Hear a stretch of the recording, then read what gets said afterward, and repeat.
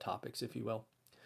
First off, as we set up for this week, it looks like the Dow, S&P, and Nasdaq are all, within striking distance of records, which is going to be interesting as we head to the end of the year. Looks like a lot of the earnings reports, mainly by financial institutions and the like, have been pretty good. Up until this point, we have about 24% of the S&P 500 reporting next week. Like a nice mix of companies. So it is absolutely possible for those indexes to hit record highs next week. It wouldn't shock me if that happens. Again, not a stock person, don't own any stocks, won't own any stocks, so never listen to me for stock advice. But what I do is I kind of follow it, because as stock markets rise, people naturally feel wealthy, and when they feel wealthy, they typically buy expensive things like cars and homes and things of that nature. So I am trying to track the consumer, and one of the things that when you do track the consumer, you should be watching is the market, because that is a lion's share of wealth for lots of people.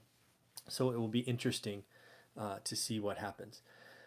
Again, one of the things that I think everybody needs to understand when you are a stock market investor or watching it is you kind of have three risk levels that you need to be watching.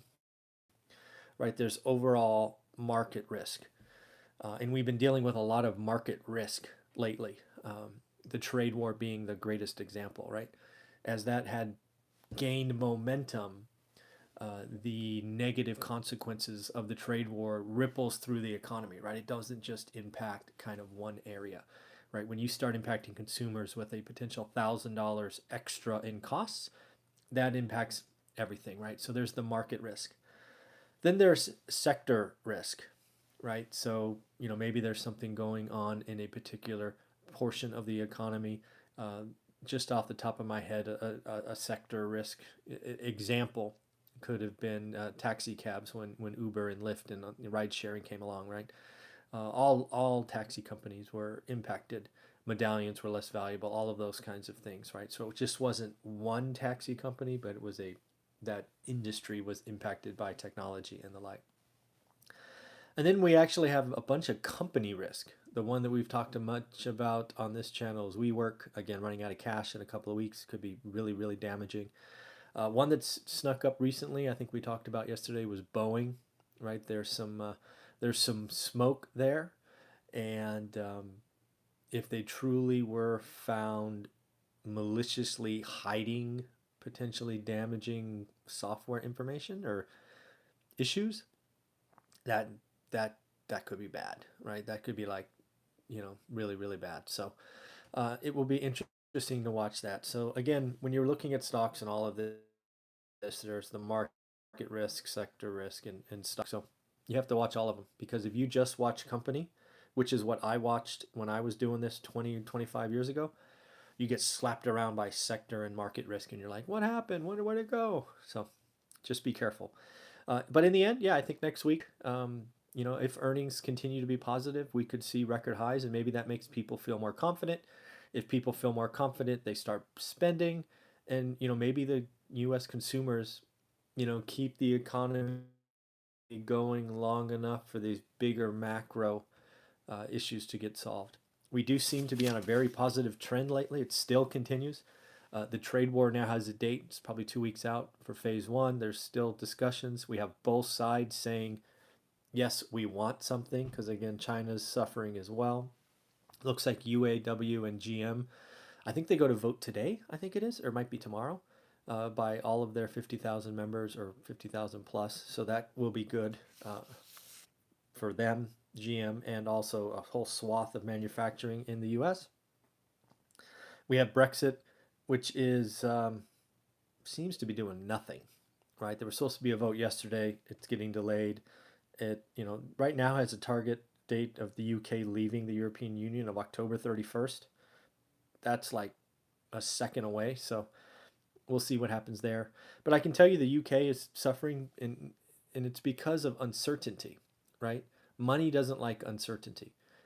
When there's uncertainty, you just don't know what to do, so you sit on your hands and you wait, right? So confusion, uncertainty, delays. I haven't been to the UK in a couple of years, but I got to imagine it's impacting a lot of people, and they're just not spending and they're not doing anything. They're not, because they just don't know, right? What's going on? So, uh, pretty interesting. Looks like the Bay Area is starting to clamp down on Airbnbs even more.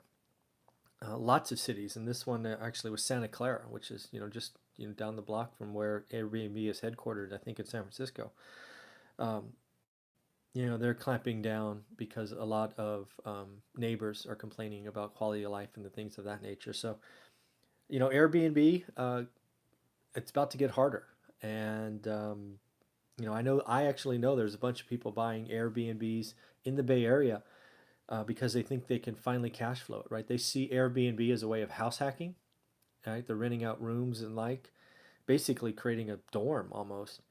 And if Airbnb successfully clamps down on this, or the not Airbnb, the cities clamp down and give neighbors the ability to raise red flags, that's going to hurt Airbnb, but also going to hurt real estate values because I think some people have been overpaying because their Excel spreadsheet says if I'm 60% occupied, I make a bunch of money. So things to watch, right? Legislation can certainly impact a business model. And I think Airbnb is just beginning to see the wrath of cities and counties and neighbors. So be careful. At least do some research. And then lastly, looks like the Bay Area. My call on the Bay Area housing. I was driving around talking to an investor yesterday, and we drove through a neighborhood, and they were showing me some significant houses that had seen 10-15% price drops recently. And then I found on, I think it was Bloomberg, it could have been USA Today, I forget where it was, that there's one Bay Area tech billionaire who slashed his asking price by $40 million, 40, from 96.8 to 54.8. Now, obviously, that's the tippity top of the market, but to take a nearly 50% haircut on a list price, that tells you the Bay Area's interest in housing and money is not what it used to be.